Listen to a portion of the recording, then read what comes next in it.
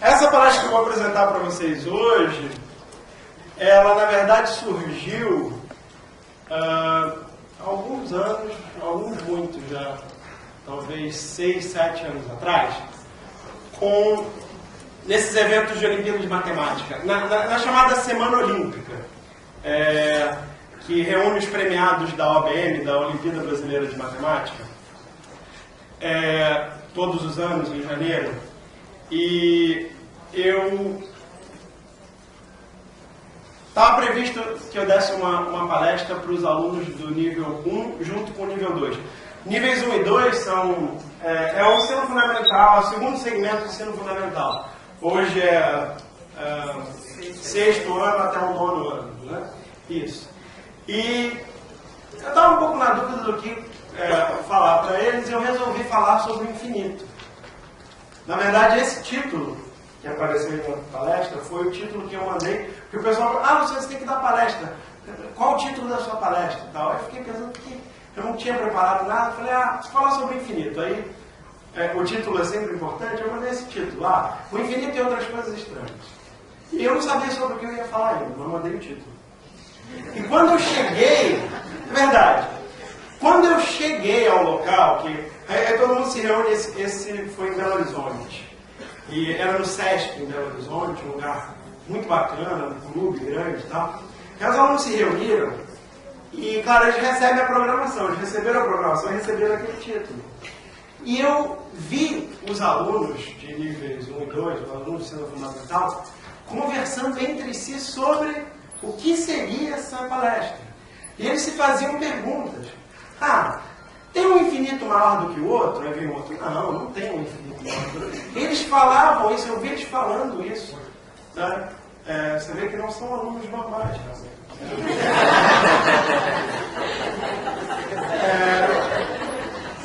No bom sentido. E eles ficavam discutindo, aí eu falava, então, infinito mais infinito, né? É infinito. Aí o outro, então, infinito menos infinito, é zero, tá? E eu achei muito interessante que o título da palestra gerou curiosidade. Só a mágica. Entendi a mágica. O título já gerou curiosidade. Então, eu tinha umas ideias sobre o que falar, mas eu fui construindo o que eu ia falar, ouvindo as perguntas que os alunos estavam fazendo e se fazendo lá no dia a dia. E aí, mais tarde, quer dizer, na verdade, ano passado, a professora Luzinalva assistiu essa palestra lá em Belo Horizonte, achou muito interessante, me convidou para fazer a mesma palestra em Salvador depois. Isso foi evoluindo. Aí, ano passado, de novo, a professora Luzinalva organizou um congresso junto com a Olimpíada Ibero-Americana de Matemática, um congresso de educação, e ela me convidou e falou, Luciano, eu gostaria que você falasse aquela sua palestra do infinito. E aí eu estava brincando, começando a brincar com o computador, com apresentações, etc. Aí eu resolvi fazer uma apresentação e aí gerou isso que está aqui, e que realmente um tema. O tema infinito, eu fui descobrindo ao longo desses anos, depois dessa minha ideia doida, que ele é realmente um tema legal para a gente discutir coisas de matemática. Tá? Então, o infinito e outras coisas estranhas. Espero que isso funcione. Bom, passou. Isso.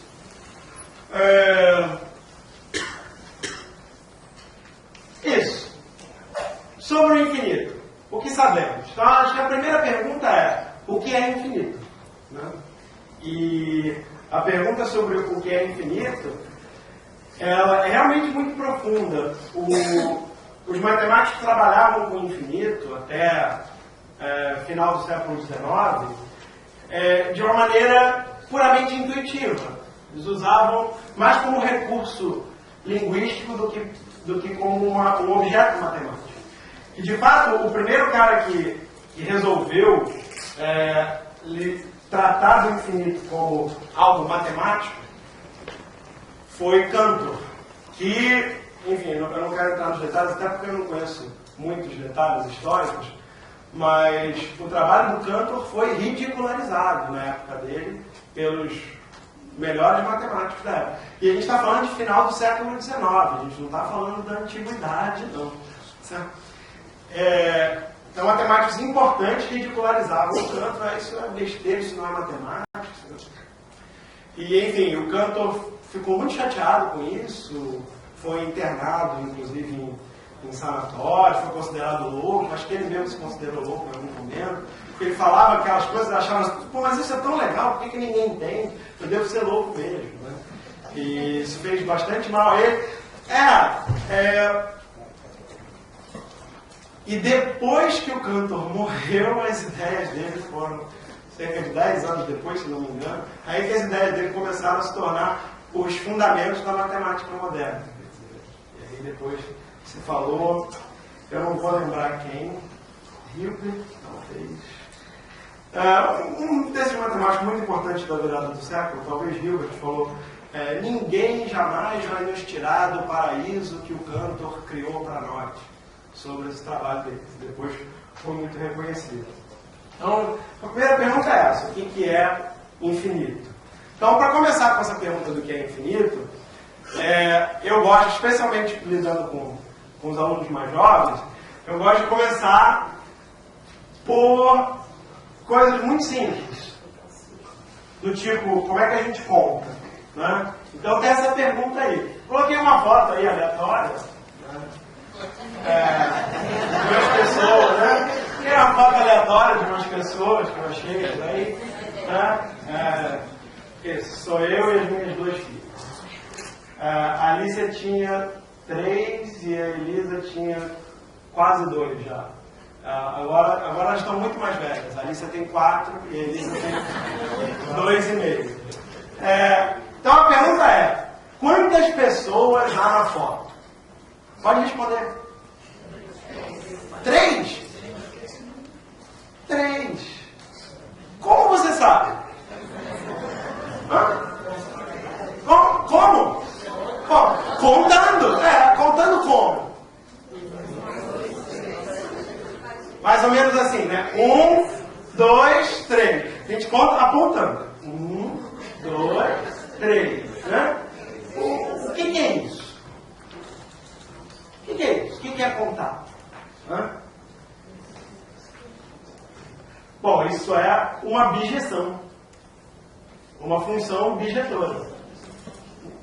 E, enfim, eu sempre fico imaginando como é que começou essa história de contar, e eu imagino assim, aqueles homens primitivos, o homem das cavernas, tinha lá a família dele, saía para pescar com a família, aí pescava um montão de peixe, voltava para casa, distribuía os peixes para a família, e às vezes sobrava peixe, às vezes faltava peixe, tal. Então eu sempre imagino ele um dia tendo essa ideia brilhante. Ele chegou com a família dele, reuniu a família, falou: cada um pega uma pedrinha. Cada um pega uma pedrinha. Tá? Aí recolheu todas as pedrinhas, levou para pescar.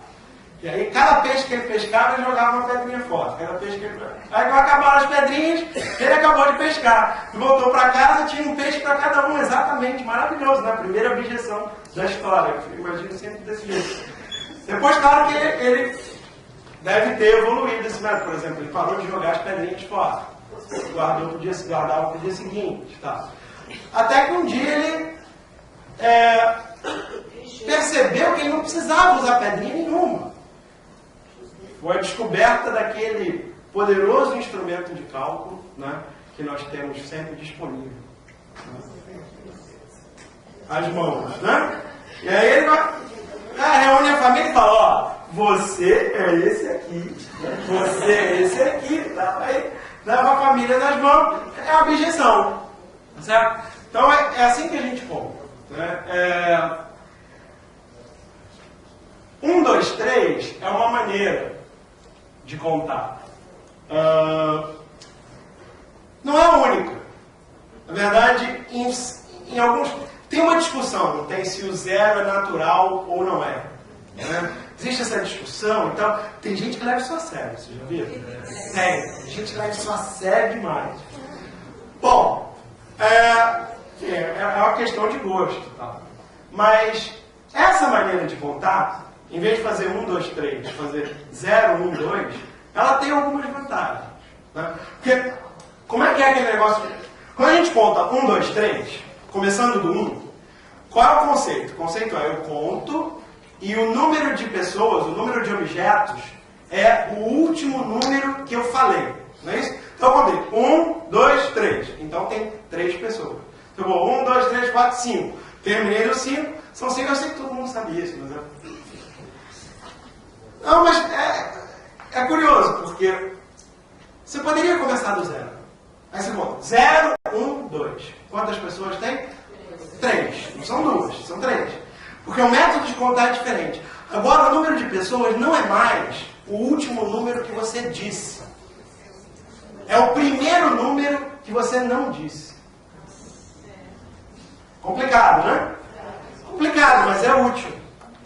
Porque com esse método você amplia os conjuntos que você é capaz de contar. Quer ver? Por exemplo, quantos elefantes há aqui na sala? Vou contar, do meu método, tá? Meu método é esse, eu começo do 0, tá legal? Então se eu vou contar 5 objetos, eu conto 0, 1, 2, 3, 4, tá legal? Ótimo. Vou contar quantos elefantes tem nessa sala. Vou contar, hein? Acabei. Tá? Qual foi o primeiro número que eu não disse? 0. Porque eu começo a contar do 0.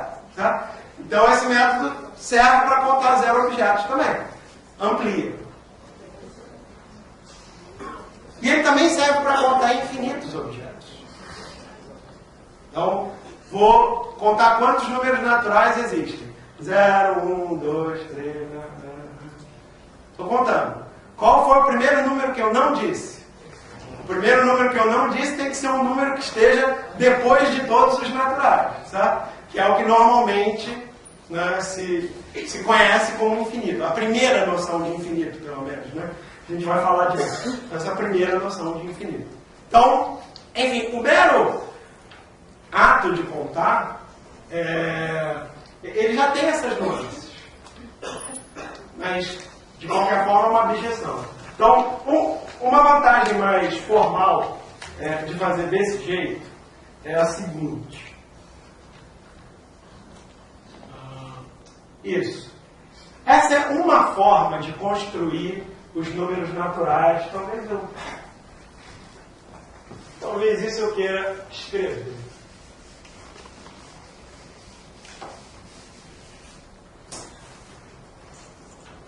Eu acho que isso não está aqui.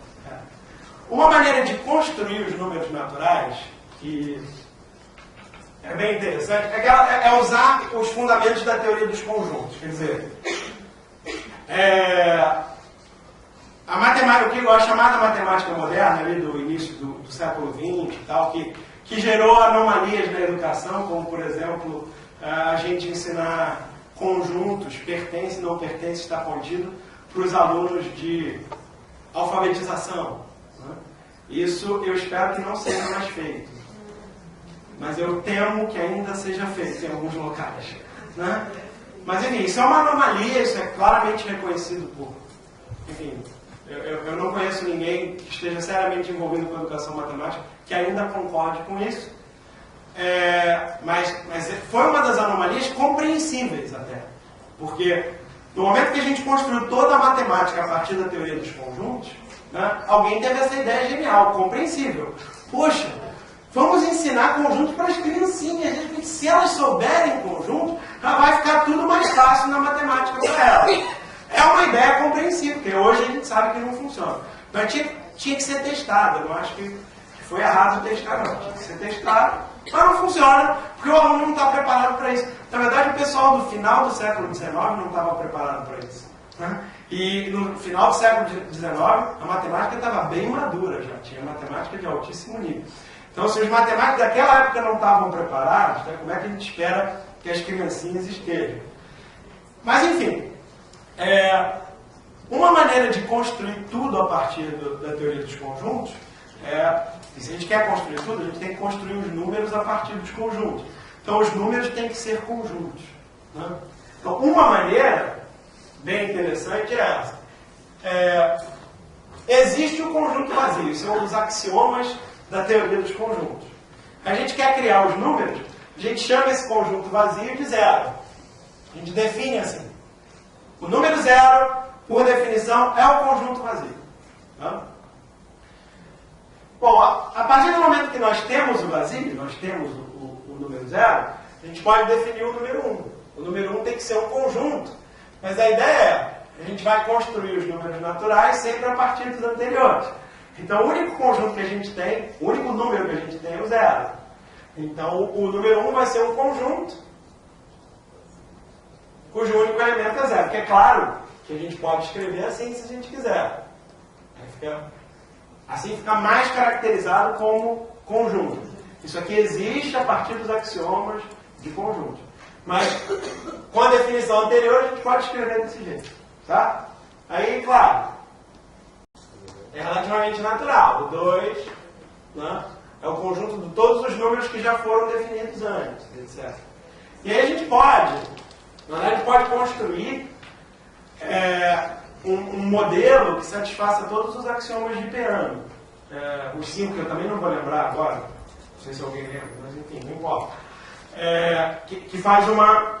A questão é que você pode fazer uma conciliação entre a construção dos números naturais pelos axiomas de Peano ou a partir dos axiomas da teoria dos conjuntos. E aí, em geral, o que você tem que fazer é definir o sucessor, né? Então, se você já definiu o número n, você define o sucessor do n como n união conjunto cujo único elemento é n. Então, isso daqui é uma maneira de definir sucessor usando só as operações de conjunto e vai gerar isso que eu coloquei lá.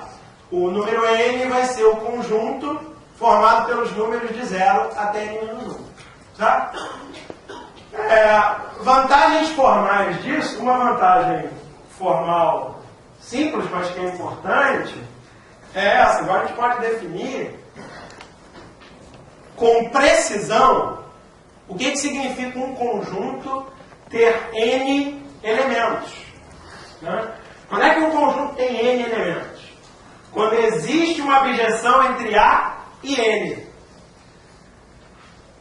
N aqui visto também como conjunto. Né? Senão você tem que dizer, existe uma abjeção entre A e o conjunto dos números naturais de 1 a N. Mas o conjunto dos números naturais de 1 a N necessita também alguma definição, em algum momento. Então essa definição ela fica bem curta, formalmente falando. Né? Intuitivamente ela é meio esquisita. Mas formalmente falando, ela fica bem curta, bem natural, rápida. E você rapidamente define a noção de quantos elementos tem um conjunto. E aí, enfim, tem um exemplo de umas maçãs. Pronto. 5 maçãs. Eu fui de 0 a 4. Isso é uma abjeção entre o conjunto das maçãs e o conjunto 5. Certo? O conjunto 5 é aquele ali. 0, 1, 2, 3, 4. Tá? Beleza.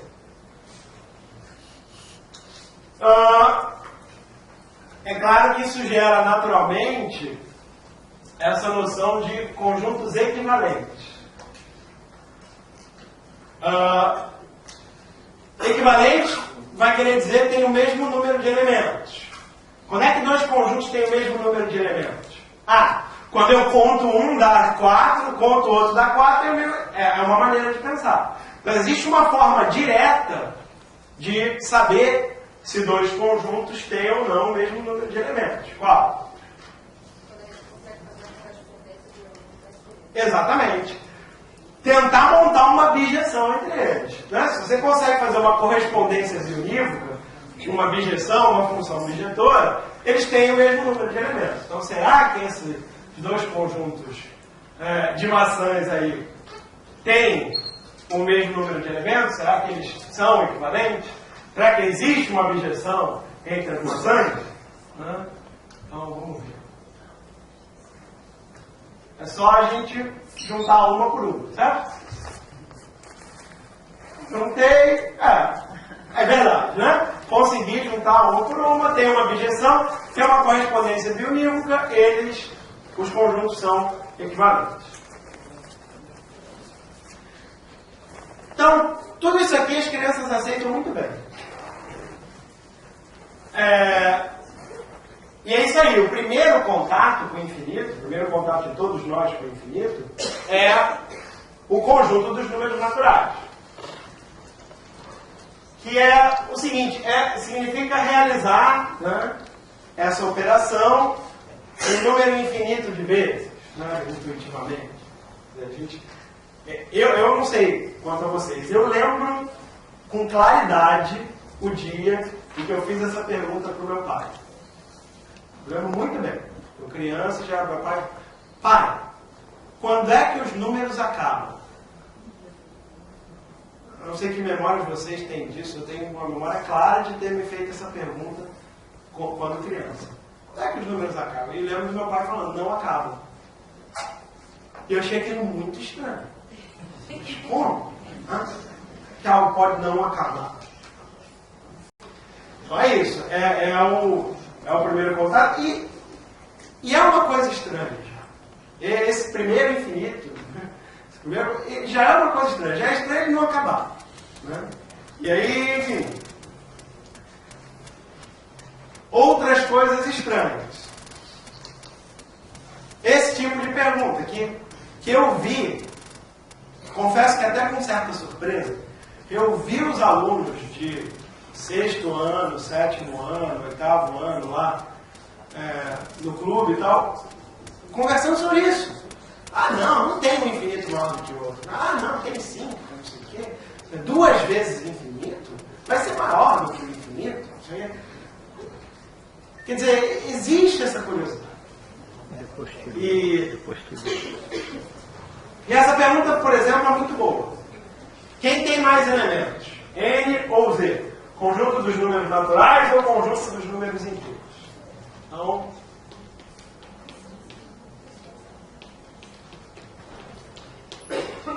bom, a primeira resposta que vem à cabeça, eu acho que de quase todo mundo, eu acho que é a primeira que vem à minha cabeça até hoje. Por mais que eu tente me convencer do contrário, não, Z é maior. Porque Z tem todos os elementos do N e mais infinitos. Né? Então, poxa, é muito mais. Né? Certo.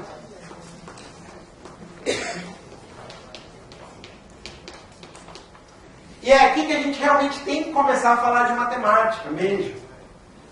Porque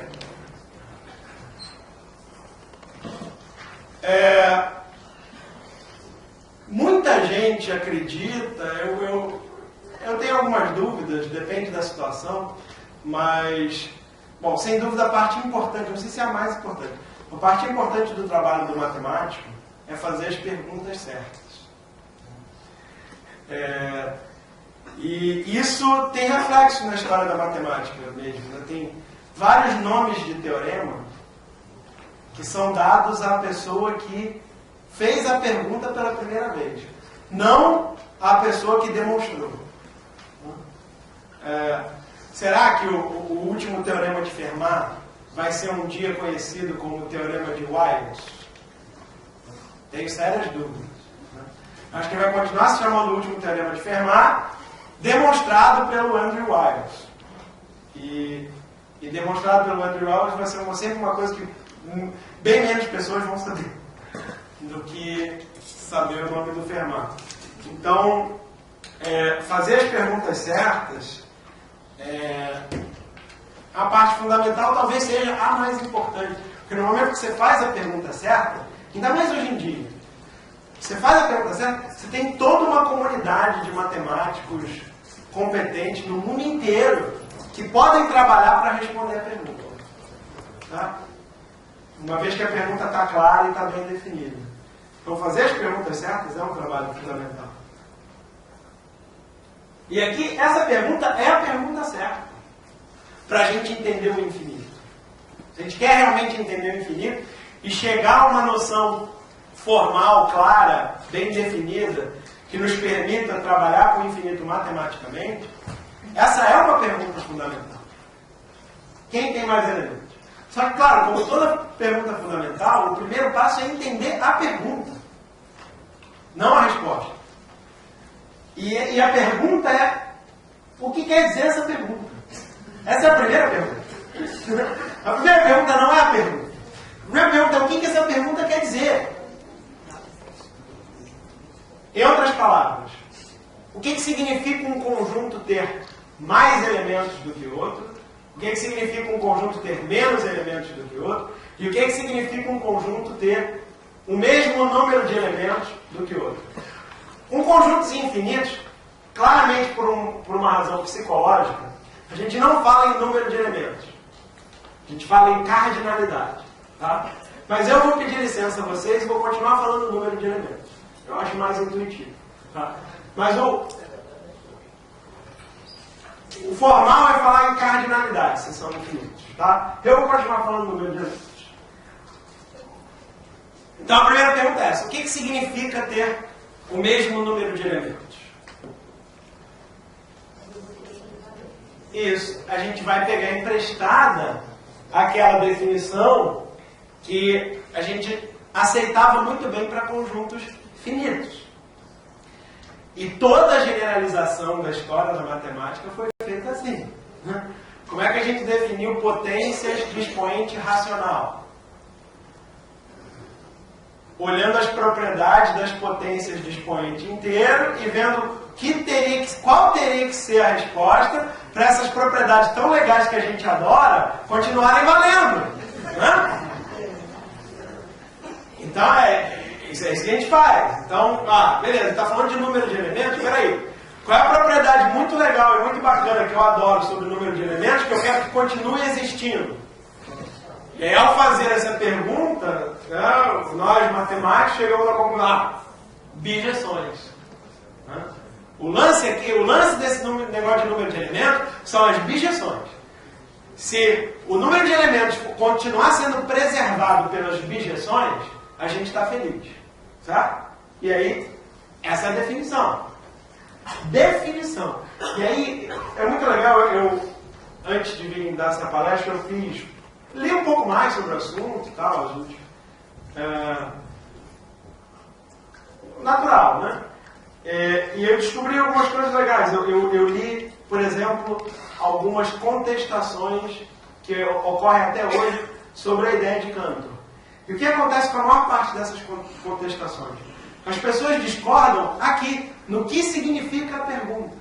As pessoas não aceitam que o número de elementos seja definido pela bijeção. O negócio de raiz quadrada, que sempre dá muito problema, porque a raiz quadrada de 4 é 2, não é mais ou menos 2. Aí alguém, não, mas por que não é mais ou menos 2? Eu queria que fosse. Mas, você pode fazer. Se você quiser, você escreve o seu artigo científico, submete para uma revista, submete para a comunidade de matemática a sua sugestão, que a definição não deveria ser essa, deveria ser outra. E isso vai ser considerado. Mas pode ter certeza que enquanto isso não for aceito por todo mundo, a sua definição vai ser só sua. E a definição das outras pessoas vai continuar sendo a que eles querem que seja. Né? Então, é isso. Então, hoje em dia, quando o Cantor começou a falar essas coisas, o pessoal achou que ele era doido. Hoje em dia isso é amplamente aceito. E aí, eu vejo aqui pelas expressões de vocês que a maioria de vocês aceita bem isso aí também. Ter mesmo número de elementos é existir uma bijeção. Então, se a gente está bem com isso, a gente pode continuar. Se você não está bem com isso, aí não adianta. Aí você realmente não vai concordar com nada do que vem depois.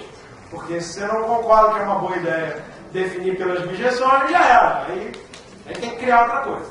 Mas enfim, vamos ver o que já foi criado. O que já foi criado é isso. É a bijeção. E a pergunta é, existe uma bijeção entre o conjunto dos números naturais e o conjunto dos números inteiros? Boa pergunta. Será que existe? É possível fazer uma correspondência biunívoca entre o conjunto dos números inteiros e o conjunto dos números naturais? Que nem o homem das cavernas com as pedrinhas e tal.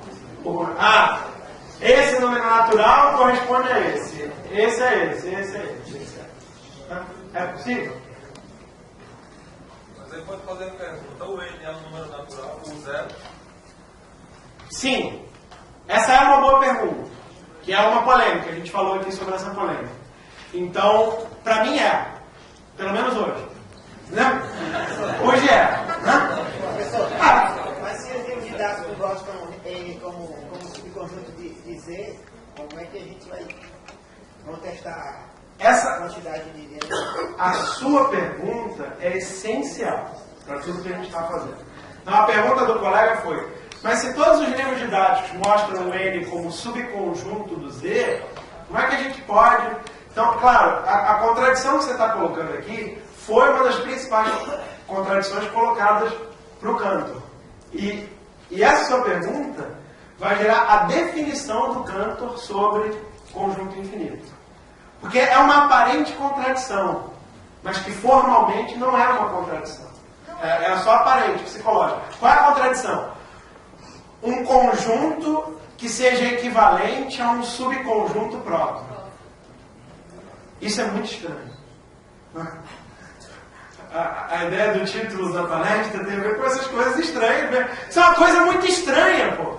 O N está dentro do Z, muito dentro do Z. Porque além do N, o Z tem infinitos, cara, certo? Mesmo assim, existe uma objeção entre os dois. Que coisa maluca, que coisa estranha. É porque o infinito é estranho mesmo. É fato. Né? O infinito é tão estranho que os caras colocaram, o primeiro cara que teve coragem de enfrentar isso aqui, foi colocado no hospício por causa disso. É porque é estranho mesmo, entendeu? Isso é estranho. Mas olha só.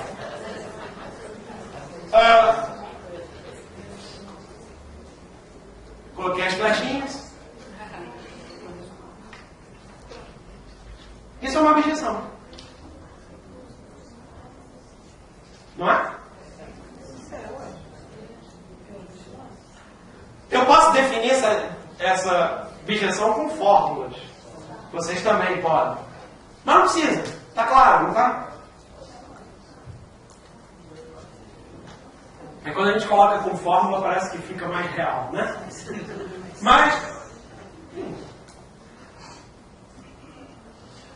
os números não negativos são levados nos seus dobros, né? E os negativos são levados nos ímpares. Né? O menos 1 no primeiro ímpar, o menos 2 no segundo ímpar, o menos 3 no terceiro ímpar, e assim por diante.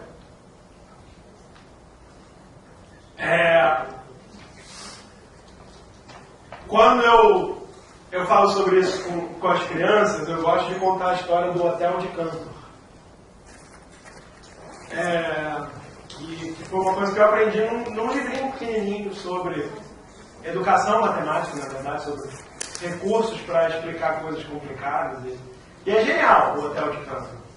Então eu comento com os alunos, aí eu conto uma história, claro, faço aquele teatro básico, né? Não, tem um amigo meu, um grande empresário e tal. E ele tem um hotel. O hotel dele é sensacional, gente. Um hotel espetacular, muita estrutura, lindo, local lindo. E o mais interessante do Hotel do Cantor é que é um hotel com infinitos quartos. E os infinitos quartos do Hotel de Cantor estão numerados, de 0 em diante. Não de 0 até infinito, porque não tem o quarto infinito, não tem. Mas tem o quarto número, qualquer número natural que você queira, tá?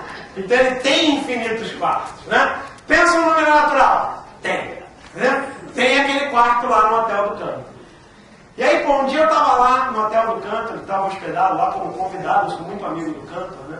Eu estava lá convidado, aproveitando, maravilhoso, tudo e tal, e hotel lotado. Gente, vocês têm uma ideia de como esse cara é bem sucedido. Ele tem um hotel com infinitos quartos e estava lotado o hotel, tá? Lotado. Tinha gente ocupando todos os quartos, né? Eu estou lá conversando com ele e tal. O hotel lotado. Sabe o que acontece? Chega um hóspede. Chega alguém querendo se hospedar, né?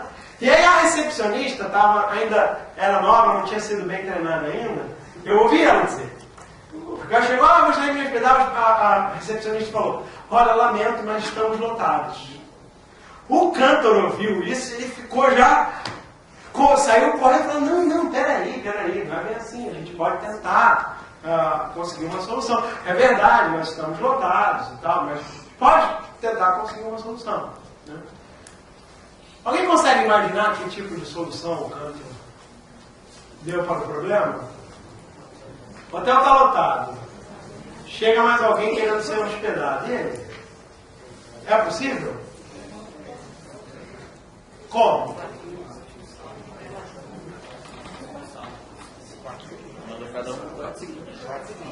Muito bom. E sabem que essa solução de vocês é exatamente a solução que eu vi o cantor implementar. É isso mesmo.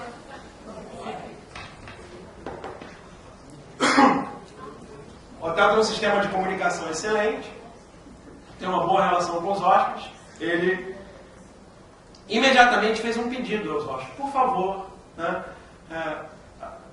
Todos os hóspedes, nós estamos com um problema, etc. Tal. Contamos com a colaboração de todos. Se você, por favor, a pessoa que estiver atualmente ocupando o quarto número N, mude-se para o quarto número N mais 1. E aí, eu tive que me mudar também. Eu estava no quarto 5.432, eu me mudei para o quarto 5.433. A pessoa que estava no quarto 0 se mudou para o quarto 1. A pessoa que estava no quarto 1 se mudou para o quarto 2. Aí a pergunta é a seguinte: ao fazer isso, alguém ficou desalojado? Alguém ficou sem quarto? Algum dos hóspedes que já estavam ficou sem quarto? Não. Porque todo número natural tem o seu sucessor. Então todo mundo tinha algum quarto para ir. E esse quarto foi desocupado. Mas qual a mágica? O quarto número 0 ficou vazio. Incrível, né? E aí os novos hóspedes entraram no quarto número 0. Tá? Então ele conseguiu. Genial, né? Ele conseguiu criar um lugar para o novo hóspede. Só porque ele tem infinitos quartos. Se ele não tivesse infinitos quartos, ele não seria capaz de fazer isso. Bom, vocês não sabem o que aconteceu. Um dia chegou um ônibus lotado de hóspedes querendo, né, de pessoas querendo se hospedar. 40 novos hóspedes e o hotel estava lotado. Agora é impossível. 127. Estágio. 127, então. Olha. Então, chegaram 127 pessoas para se hospedar, o hotel estava lotado. E aí? O que o cara fez? Oi? Então, é uma boa pergunta. E a única explicação lógica pelo conceito da abjeção é: existiam infinitos hóspedes. Né? Então,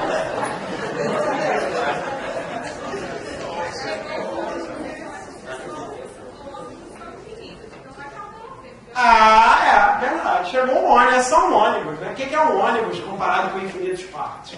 É verdade.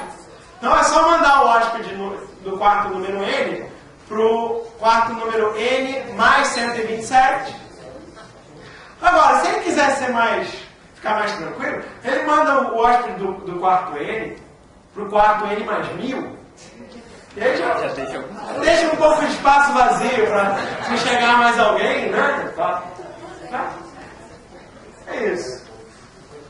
Agora, difícil mesmo, foi o dia em que, de novo, o hotel estava lotado e chegou um trem. Mas não era um trem qualquer. Eu preciso dar um nome para esse trem. Tem que ser o trem de alguém. Trem de Edequim, um cara desses daquela época. Chegou um trem com infinitos vagões. Lotado de pessoas. Todas elas querendo se hospedar.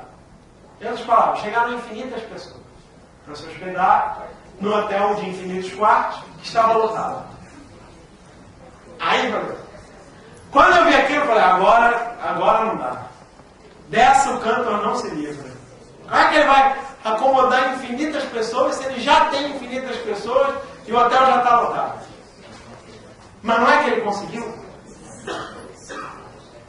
Alguém consegue visualizar alguma forma de acomodar infinitas pessoas se o hotel já estava lotado? Os que já estavam, ficavam nos infinitos pares, poderia ser?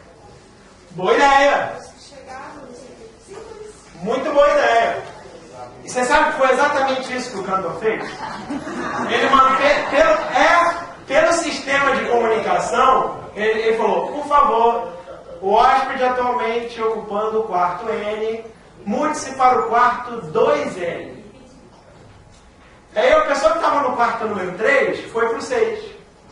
A pessoa que estava no quarto 1000 foi para o quarto 2000. Tá? E a pergunta importante é a seguinte, alguém ficou sem quarto?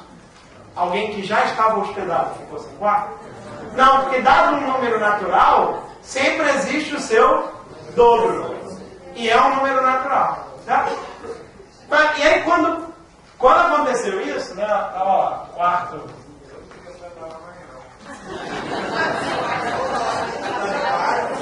Ó, é verdade. E você sabe o que foi isso? Ó, você sabe que aconteceu isso mesmo? Alguns hóspedes ficaram meio chateados, saíram, foram embora. Na verdade, o Cantor perdeu infinitos clientes.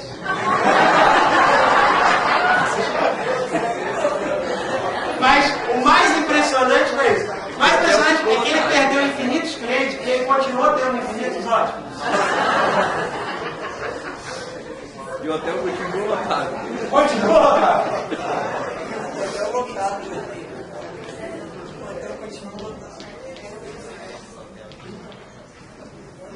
Então, lá.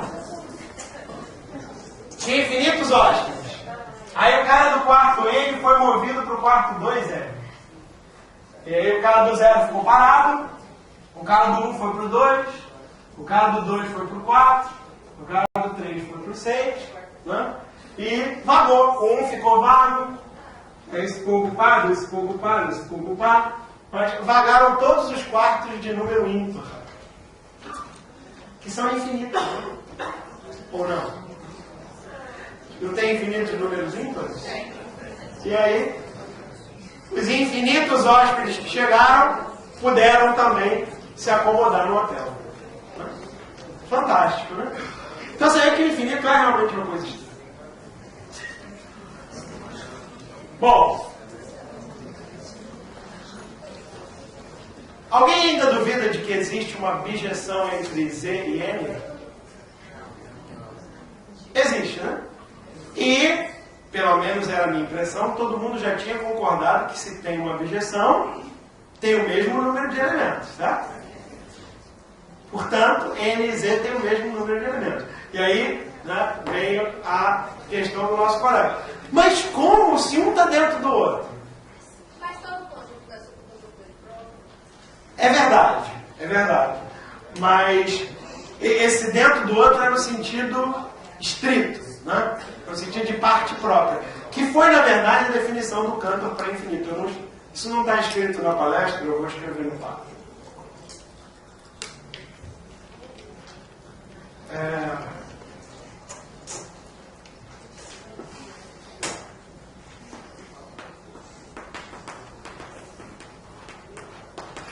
A definição do Cantor.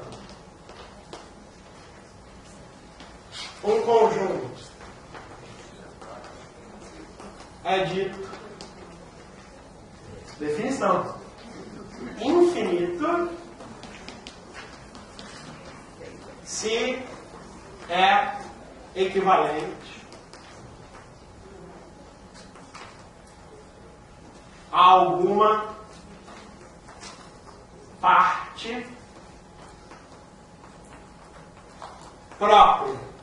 Claro que parte própria deve ser definida, mas parte tem o conjunto das partes. Parte é um sinônimo comum para subconjunto. Né? Então, parte está no sentido de subconjunto. E próprio quer dizer que não é o próprio. E isso é estranho. Né? Você não acha isso estranho? Não, eu sempre achei isso estranho. Subconjunto próprio é aquele que não é o próprio. Então, o próprio não é o próprio. Também, eu entendo por quê. É próprio porque tem graça, é isso. Próprio no sentido de que tem graça. O próprio... Essa não é uma palavra atrapalha. O conjunto é subconjunto de si mesmo, mas é um subconjunto muito sem graça. Então a gente está falando de subconjuntos que tem graça. Tem graça e não pode ser o próprio conjunto. Tá?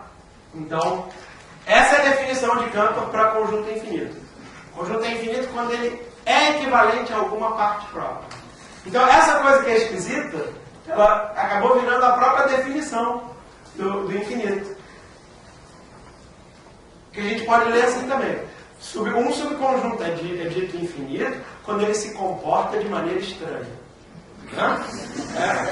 Não é? Isso. Se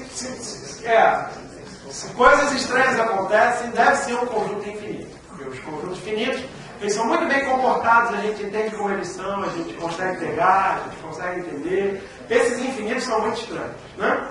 É isso. Por exemplo, tem esse negócio, tem uma abjeção com uma parte própria.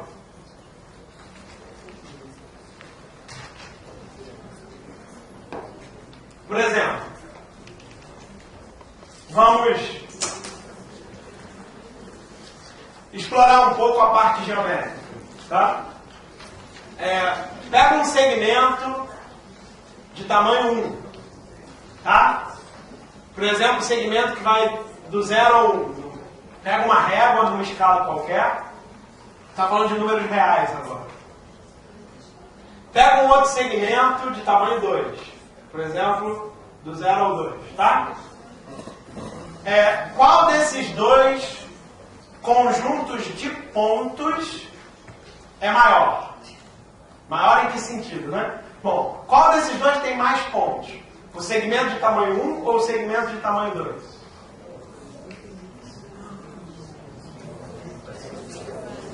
Ninguém quer responder isso agora. São infinitos, então é estranho, né?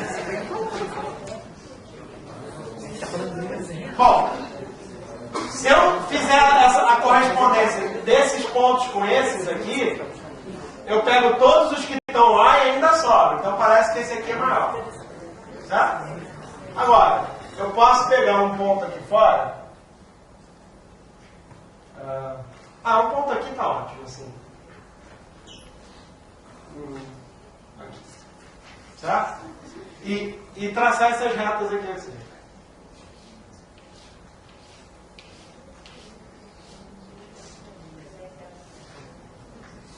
Bom, aqui não precisa. Cada reta dessas corta um único ponto desse segmento, certo?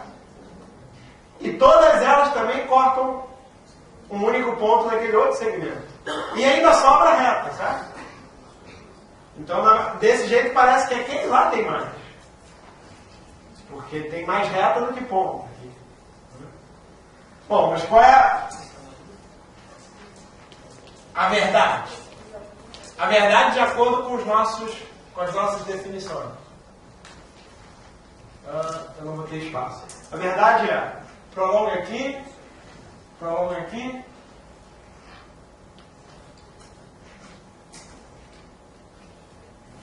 Existe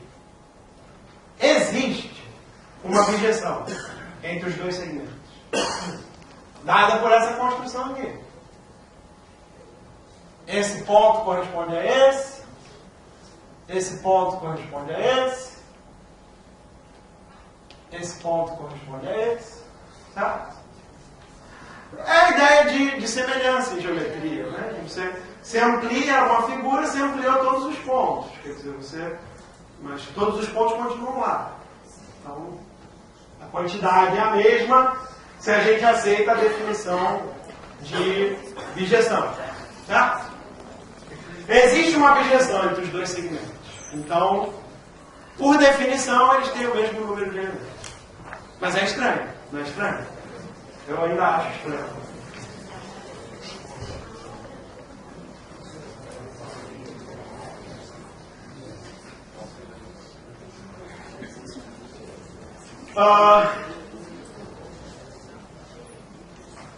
Eu já dei a resposta aqui. Talvez eu não devesse ter dado a resposta. Já foi. Eu posso tirar. O próximo passo é assim: que outros conjuntos infinitos a gente conhece? Tem o conjunto dos números racionais. Certo? E aí, se a gente pensar,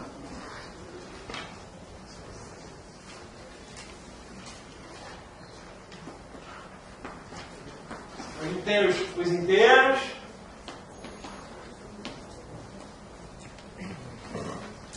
Quantos números racionais existem entre dois inteiros? Entre o 0 e 1, por exemplo. Infinitos. Né? Entre 1 e 2, infinitos também. Certo? Okay? Qual conjunto é maior? Quem tem mais elementos? O conjunto de todos os racionais ou o conjunto de todos os inteiros?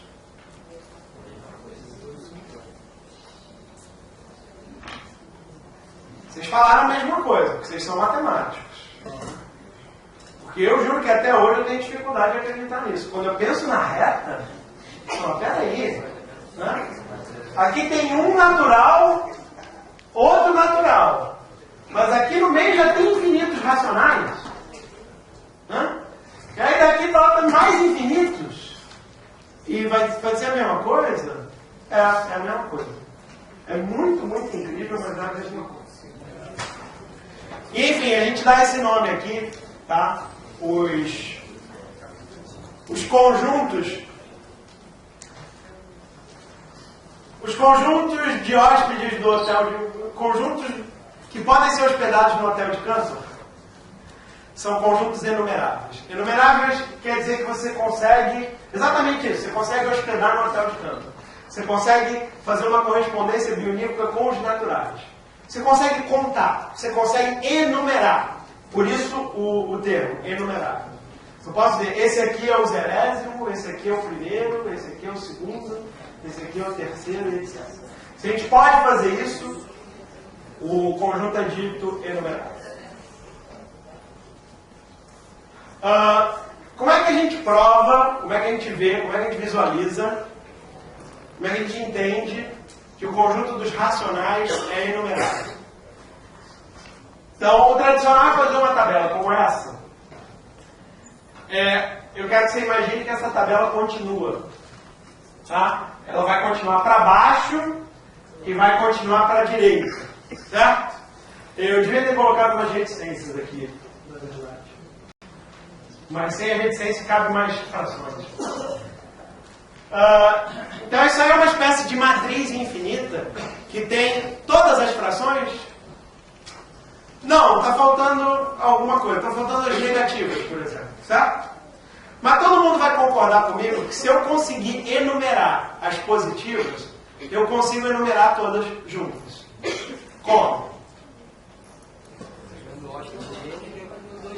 Né? Fazendo o truque do par e ímpar de novo. Né? Certo? Se eu conseguir todo, né? Se eu tenho todos esses hóspedes aqui, chegaram os negativos, os opostos desses, né? É uma questão de acomodar com pares e ímpares, que nem a gente já fez. Tá ótimo. Uma outra objeção que pode aparecer, e talvez seja bom a gente falar logo, é que tem... Tudo bem, aqui estão todas as frações que representam números racionais positivos. Mas tem número repetido aí, né? Na verdade, cada número vai se repetir infinitas vezes. Isso é um problema? Se eu conseguir enumerar... Porque assim, se eu estou repetindo o número, eu estou pegando mais gente, né? Se eu consigo enumerar um conjunto que tem mais gente, é claro que eu vou conseguir enumerar um conjunto... Se eu tirar hóspedes, eu continuo podendo enumerar. Essa é a ideia. Mas a gente pode simplesmente pular. O que eu vou fazer é mostrar uma enumeração dos elementos desse conjunto. Tá? E essa enumeração vai ser visual. Porque o que é uma enumeração? Eu tenho que contar. Eu tenho que dizer, ó, esse é o número 0, eu tenho que ir apontando, que nem contar mesmo. Esse é o número 0, esse é o número 1, esse é o número 2, esse é o número 3, etc. Tá? Isso a gente pode fazer assim.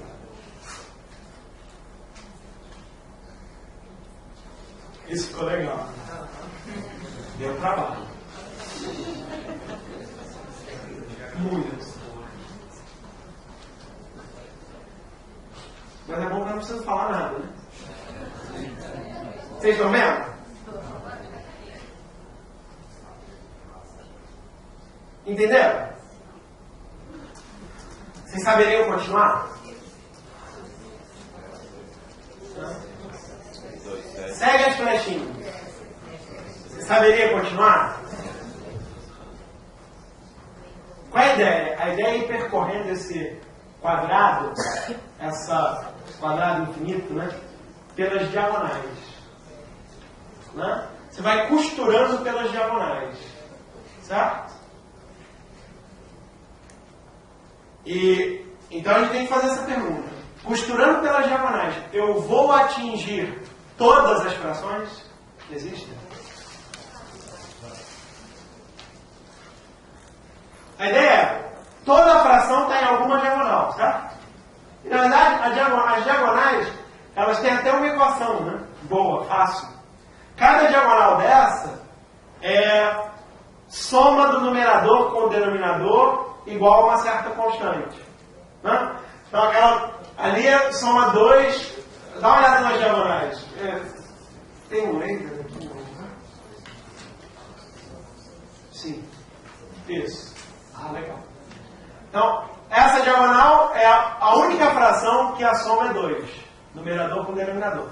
Essa diagonal a soma é 3. Essa diagonal a soma é 4. Essa diagonal a soma é 5. Né? Soma 6, soma 7. Tá? Então, na verdade, a gente consegue fazer a conta. Até uma conta legal, um exercício legal de progressões, PA, né, essas coisas. É uma conta legal. Em quantos passos a gente atinge a fração m sobre n? Ou pega uma fração legalzinha, típico problema de Olimpíada, né? Em quantos passos a gente vai atingir a fração 2008 sobre 2009? Né? 2009 sobre 2010, tá certo? Seguindo a figura desse jeito, em quantos passos a gente chega na fração 2009 sobre 2010? Certo? Isso é um problema interessante, né? Dá um trabalhinho, mas é perfeitamente razoável, porque, claro, em um passo a gente já chegou na segunda diagonal, certo? Aí a gente precisou 2 passos para chegar na terceira, aí 3 passos para chegar na quarta, e assim por diante, vai fazendo uma PA, a gente faz a conta, e descobre, até a gente chegar na 2009 mais 2010, quantos passos a gente vai ter que dar, depois a gente vê dentro dessa diagonal quantos passos a gente ainda tem que dar. Porque a gente tem que pensar assim, em quanto tempo eu chego na diagonal. Aí depois qual é o tamanho que eu vou percorrer dentro da diagonal para chegar na fração que eu quero. Mas a moral da história é possível atingir qualquer fração, não é? Em um número finito de passos. Então eu tenho de fato uma bijeção entre o conjunto dos números naturais e o conjunto dos números racionais. Bom, por enquanto o conjunto das frações, tá certo? Mas como é que você, se você quiser, só para ficar bem claro, você pode pensar assim, esse é o 0, tá bom? Essa fração é o 0, tá? Essa é o 1, 2, 3, essa daqui já foi, certo? Não a fração ainda não foi. Mas esse número já foi, não foi? Então a gente simplesmente pula ele. Certo? Esse aqui era o 3. Esse não vai ser o 4, esse vai ser pulado. O 4 é esse. Tá? Esse é o 5, 6, 7, 8, né? Porque não repetiu nada até agora, se não me engano. 9, pulei esse, pulei esse, pulei esse. Esse é o 10. Certo? e assim por diante.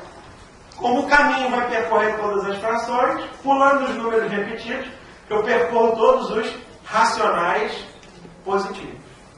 Então, é possível fazer uma enumeração dos racionais positivos. Então, o conjunto dos racionais é enumerável.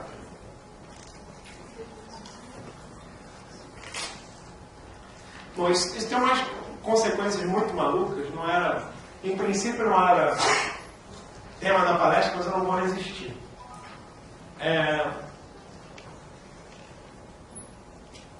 É possível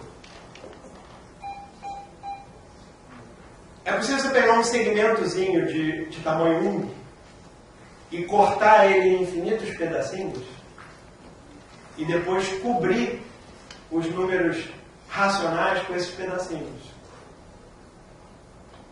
E isso é uma coisa muito esquisita, porque se eu cubro todos os racionais com pedacinhos, eu ponho um chapéuzinho em cada racional, eu estou aqui na reta, certo? Esse racional vai ter um chapéuzinho assim. Eu não vou cobrir só ele, eu vou cobrir vários que estão perto dele. Mas o outro que está aqui bem perto também vai ter um chapéuzinho. Aí dá a sensação que você cobriu a reta inteira com pedacinhos que somam 1, certo? Mas você não cobriu a reta inteira, você só cobriu os racionais. Então, isso tem que deixar buracos, apesar de que eu não consigo ver que buracos são esses. Eu não consigo, é puramente formal. E é uma das coisas esquisitas, isso aí é muito importante em teoria da medida. Muito, muito, muito importante esse tipo de ideia. Então, enfim, a gente está brincando e tal, eu pelo menos estou me divertindo. Mas esse negócio é esquisito e é profundo. É importante em várias áreas da matemática de uma maneira significativa. Bom, ok. Quando eu estou apresentando isso para crianças, esse é o momento em que eles têm certeza absoluta de que só existe um tipo de infinito. E aí, até você vê um falando para o outro, eu já falei para você, tá vendo? Os infinitos são iguais, olha lá, você faz uma objeção e tal. Eu falei, são iguais, são iguais. Mas a verdade é que não. Então, se vê objeção, quando você vê objeção com os racionais, eu mesmo. Né? Eu lembro quando eu vi isso pela primeira vez, que surpreendeu muito, eu falei, pô, mas então, não dá para fazer com qualquer coisa, mas não dá. O conjunto dos números reais não é enumerável. É impossível criar uma abjeção entre os números naturais e os números reais. Isso é conhecido como a diagonal de Cantor. Que é, eu não sou o único que acha isso, uma das mais belas demonstrações da matemática. A demonstração de que o R não é numerável. Tá? Enfim, eu vou montar uma versão bem simples da demonstração, mas completa, correta, porque a ideia é muito simples. Tá? É claro que a gente volta ao problema da pergunta. Né? A gente volta àquela questão de se perguntar o que é a pergunta. Então, aqui, a gente tem que se perguntar o que é R. O que é esse conjunto dos números reais? Isso não é uma pergunta fácil de responder. Né? Todas as construções de números reais, todas as construções formais para números reais são bem profundas, bem complicadas. Mas, enfim, a gente pode ficar com o que a gente costuma ensinar para os alunos do ensino médio. Que é uma boa ideia. É bem próxima da verdade formal. Que o número real é um número que pode ser expresso com uma expansão decimal infinita. Qualquer número que possa ser expresso com uma expansão decimal infinita é um número real. Aí vem outra questão, o que significa uma expansão infinita? Tá, isso na verdade é um limite. Então, enfim, mas vamos ficar com isso, tá? É o que a gente tem. Os garotos, as crianças não ligam muito para isso não. Eles embarcam. Né? É que a gente fica um pouco mais preocupado, né? Mas não dá para definir tudo para eles sempre. Então a gente vai ficar com isso. Todo número real admite uma expansão decimal infinita. A maioria dos livros faz isso aqui não para a reta inteira. Faz só para o intervalo 0, 1. Eu não vejo muita necessidade não. Para mim eu fiz o seguinte, eu peguei uma lista de números reais, e aqui eu também deveria ter colocado umas reticências, então você imagina essa lista continuando aqui embaixo, tá? Uma lista infinita de números reais, tá bom? E o que eu vou fazer é simplesmente provar que esta lista não é completa. Ou seja, eu vou provar que existe algum número real que não está naquela lista. Como a lista é qualquer, volta. Eu peguei uma lista qualquer e provei que ela não é completa. Se uma lista qualquer é incompleta, é porque não existe lista completa. Eu posso criar um número real que não pertence a qualquer lista. E funciona como uma espécie de desafio. Você acha que os números reais são enumeráveis? Então, me mostra uma enumeração dos números reais. Aí você vem e me mostra. Consegui, aqui, ó. Está aqui uma enumeração. Ó. Esse é o número 0, esse é o 1, esse é o 2, esse é o 3. Aí eu vou lá e te mostro um número real que não está na sua lista. Aí você fala, não, desculpa, me enganei. Aí você monta outra lista. Eu vou lá e continuo achando um número real que não está na sua lista. Certo? E eu sempre vou conseguir achar, porque o meu método é infalível. O meu método para achar um número real que não está na lista, ele funciona para qualquer lista. Qual é o método? Vamos ver. Então, na minha cabeça eu fiz o seguinte, eu trunquei a sua lista no primeiro algarismo antes da vírgula. Em outras palavras, aquele x0 ali, ele não precisa ser aquele número lá, não. Ele podia ser 423, não sei quanto, tá?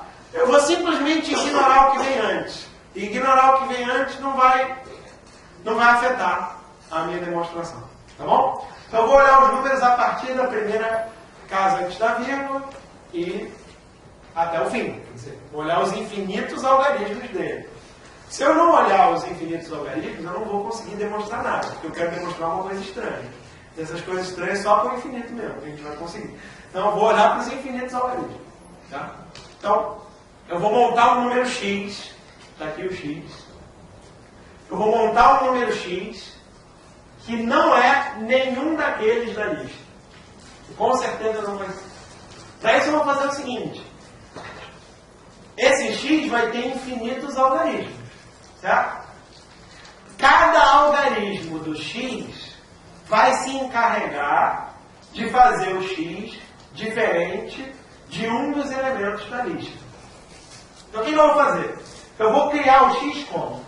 Eu vou criar um algarismo que vai vir antes da vírgula do x. Tá certo? Como é que eu vou criar esse algarismo? Eu vou fazer ele tal que eu garanta que esse número é diferente do x0. Tá certo? Como é que eu posso escolher o primeiro algarismo do x de maneira a garantir que ele vai ser diferente do x0?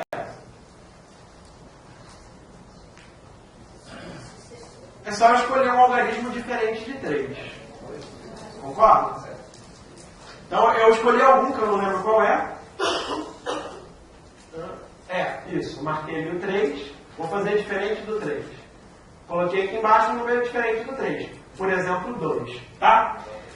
Eu preciso tomar alguns cuidados, que a gente podia falar depois, mas enfim.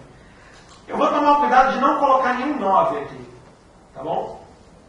E era bom tomar um cuidado com os 9 ali em cima também, mas bom, a gente pode falar isso depois. É porque tem um problema com os 9. Se eu tiver uma sequência infinita de 9 que vai até o fim, ela vai ter uma outra representação decimal, aí pode atrapalhar. Mas como eu tenho vários algarismos para escolher, eu posso nunca colocar 9. Na verdade, eu posso não colocar nunca nem 9 nem 0. E aí eu resolvo esse problema. Tá? Bom, aí por exemplo eu escolhi o 2. Agora, eu ainda posso escolher esse algarismo que vem depois da vírgula, certo? Adivinha como eu vou escolher ele? Eu vou olhar para o x1. Tá? O que eu vou olhar no x1? O primeiro algarismo depois da vírgula. Certo? Aí alguém vai dizer, ah, Luciano, nem precisava, porque aqui já era 7. Concordo, mas eu quero um método que funcione para qualquer lista. Não quero um método que só funcione para essa. Então eu vou ser sistemático. Esse algarismo eu vou garantir que vai ser diferente aqui. Tá? E agora? Acho que vocês já entenderam. Eu vou olhar para esse 9 e vou colocar uma coisa diferente de 9 aqui. Tá? Agora eu vou olhar para esse aqui e vou colocar um diferente aqui. E assim por diante. Tá? Eu vou completar aqui. Agora eu estou tendo esse cuidado de não colocar nem zeros nem 9 embaixo, para não precisar esquentar a cabeça com as representações decimais. Aqueles números que têm duas representações decimais. Né? Tá. Esse zero põe uma coisa diferente de zero. Tá? E acabei. Acabei o exemplo. Claro, eu vou continuar a fazer isso. Então, eu afirmo que esse número x, ele é diferente, ele é um número real, e ele é diferente de todos os números daquela lista. Você duvida? Muita gente duvida. Aí vai, ah, não, duvido. Ele não vai ser diferente do milésimo cara da lista. E eu digo, olha, vai sim. Porque o meu número x, ele tem um milésimo algarismo depois da vírgula, sabe? Ele tem. E ele foi escolhido por mim, esse milésimo algarismo depois da vírgula. E como foi que eu escolhi esse milésimo algarismo?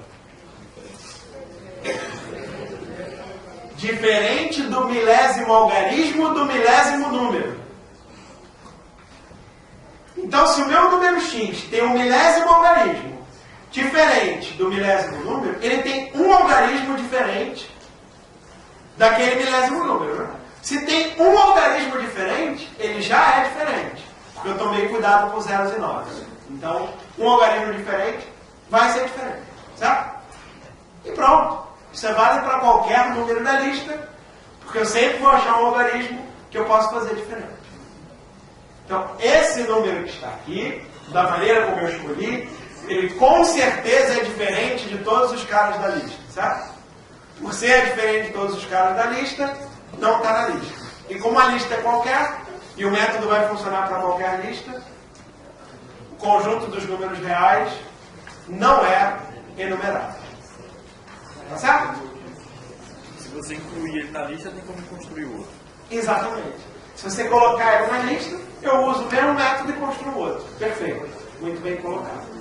Tá? Existem infinitos, né?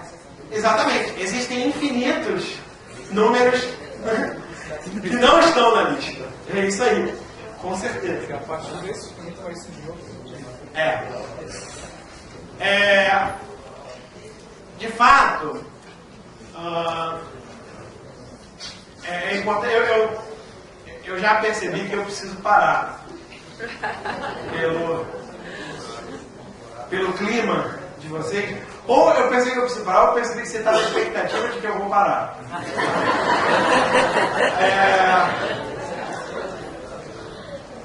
Tudo bem. Mas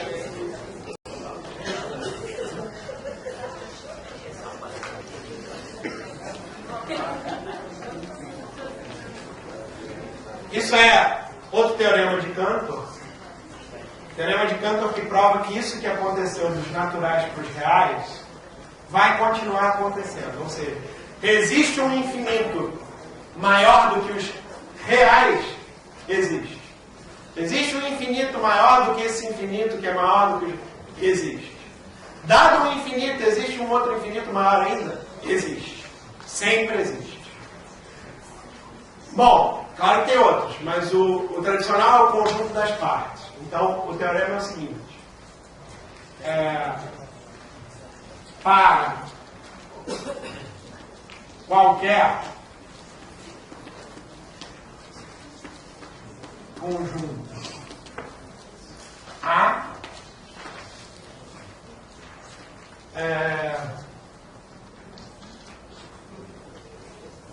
partes de A não é equivalente a. Tá? Eu não tenho tempo de fazer a demonstração, mas eu posso dar uma dica para quem quiser, quem estiver interessado. Então, é algo muito estranho a primeira vez que você vê, mas pensando, é estranho, é infinito, né? Pega uma função qualquer de A em F de A, de A em partes de A. Conjunto das partes, conjunto dos subconjuntos, tá? E aí a gente vai fazer igualzinho na demonstração do campo. Nós vamos criar um conjunto que não está na imagem dessa função, tá? Então o contradomínio dessa função é o partes de A. Então são os subconjuntos de A. Eu vou criar um subconjunto de A, quer dizer, um elemento do contradomínio que não está na imagem, provando que a função não pode ser bijetora. E esse elemento é o seguinte, é o conjunto B formado por todos os elementos de A, tais que X não pertence a F de X. Isso tem uma ligação direta com o chamado paradoxo de Russell, se alguém já viu e se interessa. Tá? Bom, como eu prometi, eu não vou fazer isso. Mas eu queria deixar, se alguém se interessar, a demonstração está aí e não é fácil. Na verdade, eu fiz essa experiência recente. Eu coloquei esse problema num simulado da minha turma em ITA. Meus alunos estão se preparando para o IME e para o ITA. Eu coloquei esse problema. Prova que não existe uma objeção entre A e partes de A. E aí eu coloquei sugestão. Dada uma função f de A e partes de A, prove que o conjunto B, aí eu escrevi desse jeito, não pertence à imagem da função. E me parece que um aluno conseguiu. Só. A turma é relativamente grande. Mesmo com a dica, não é um problema fácil. Mas, enfim, para quem estiver interessado, é bem legal. É bem interessante. Tá?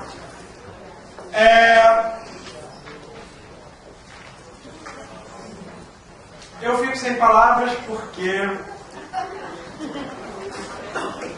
eu gosto muito de participar disso. Então eu quero agradecer mesmo vocês por vocês terem me aguentado esse tempo todo, falando dessas coisas estranhas. E eu espero ter outras oportunidades. Tem o meu e-mail aqui. Tem o meu e-mail aqui. Eu vou adorar receber. Eu vou adorar receber mensagens de vocês sobre o que vocês quiserem. Tá? Muito obrigado e até a próxima.